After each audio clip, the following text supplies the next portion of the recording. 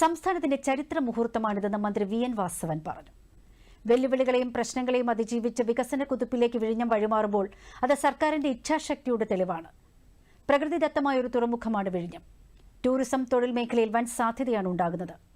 അവശേഷിക്കുന്ന പ്രശ്നങ്ങൾ പരിഹരിച്ചുകൊണ്ട് തുറമുഖത്തിന്റെ പ്രവർത്തനങ്ങളുമായി മുന്നോട്ടു പോകുമെന്ന് മന്ത്രി വി.എൻ. വാസവൻ വ്യക്തമാക്കി.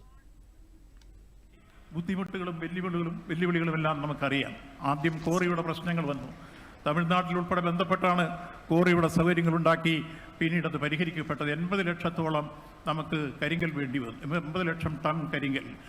അതേപോലെ തന്നെ പിന്നീട് ദുരന്തങ്ങൾ നമുക്കറിയാം. വലിയ രൂപത്തിലുള്ള ഓഖി ദുരന്തം ഉൾപ്പെടെ ചുഴലിക്കാറ്റ് ഉൾപ്പെടെ വലിയ ദുരന്തങ്ങൾ സൃഷ്ടിച്ചു. നമ്മുടെ ബ്രേക്ക് വാട്ടർ പ്രവർത്തനങ്ങളുമായി മുന്നോട്ട് പോകാൻ കഴിഞ്ഞില്ല. അതേസമയത്ത് ആ കാലഘട്ടത്തെ അതിജീവിച്ചുകൊണ്ട് മുന്നോട്ട് വരുമ്പോഴാണ് വീണ്ടും നമുക്കൊരു മഹാമാരി വന്നു. കോവിഡ് രൗദ്രഭാവം കൊണ്ട് നമ്മെ വേട്ടയാടി. അത്തരം ഘട്ടങ്ങളിലും വലിയ പ്രതിസന്ധികളും പ്രയാസങ്ങളും വന്നു. പിന്നീട് അതിനെയും തരണം ചെയ്ത് മുന്നോട്ട് വരുമ്പോൾ ചില പ്രക്ഷോഭ സമരങ്ങൾ വളർന്നു വന്നു.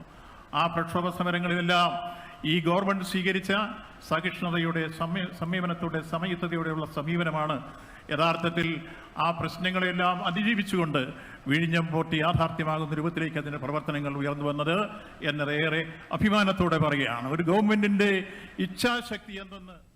വിഴിഞ്ഞത്ത് നിന്നും വിവരങ്ങളുമായി ചന്തു എസ് നായർ ചേരുന്നു. ചന്തു, അന്താരാഷ്ട്ര തുറമുഖം എന്ന ദീർഘകാലത്തെ സ്വപ്നം യാഥാർത്ഥ്യമാവുകയാണ്. എന്തായിരുന്നു ഇന്നത്തെ ചടങ്ങുകൾ? എങ്ങനെയായിരുന്നു? രാജേശ്വരി, പ്രൗഢഗംഭീരമായ ചടങ്ങിൽ, അതായത് ഉത്സവ ഛായ പകർന്ന ചടങ്ങിൽ വിഴിഞ്ഞം അന്താരാഷ്ട്ര തുറമുഖം അന്താരാഷ്ട്ര ചാലിലേക്ക്, കപ്പൽ ചാലിലേക്ക് തുറന്നു കൊടുത്തിരിക്കുകയാണ് എന്ന് നമുക്ക് പറയാം. കാരണം 10:30 തുടങ്ങിയ ഉദ്ഘാടന ചടങ്ങുകൾ അല്പം മുമ്പ് മാത്രമാണ് സമാപിച്ചത്.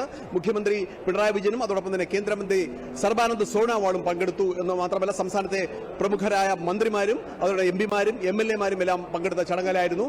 ആദ്യം രാവിലെ 10:30 എത്തിയ മുഖ്യമന്ത്രിയും കേന്ദ്രമന്ത്രി സർബാനന്ദ് സോനോവാളും ഇവിടെ നിന്നും ഏകദേശം 500 മീറ്റർ മാത്രം അകലെയുള്ള ബർത്തിലേക്ക് പോവുകയും അവിടെ ഇന്നലെ എത്തിയ സാൻ ഫെർണാണ്ടോ എന്ന കപ്പലിനെ സ്വീകരിക്കുകയായിരുന്നു. അതിലെ കപ്പിത്താന് ഉപഹാരം നൽകിയാണ് സ്വീകരിച്ചത്. അതോടൊപ്പം തന്നെ വർണ്ണ ബലൂണുകളും വർണ്ണധൂമങ്ങളും ആകാശത്തേക്ക് ഉയരുകയായിരുന്നു.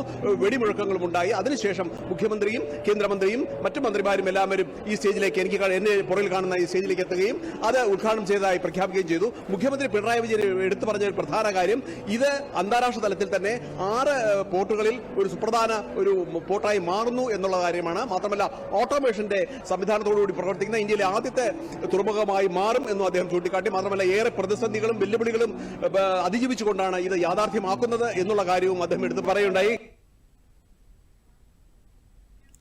ചന്തുവാണ് വിവരങ്ങൾ നൽകിയത്.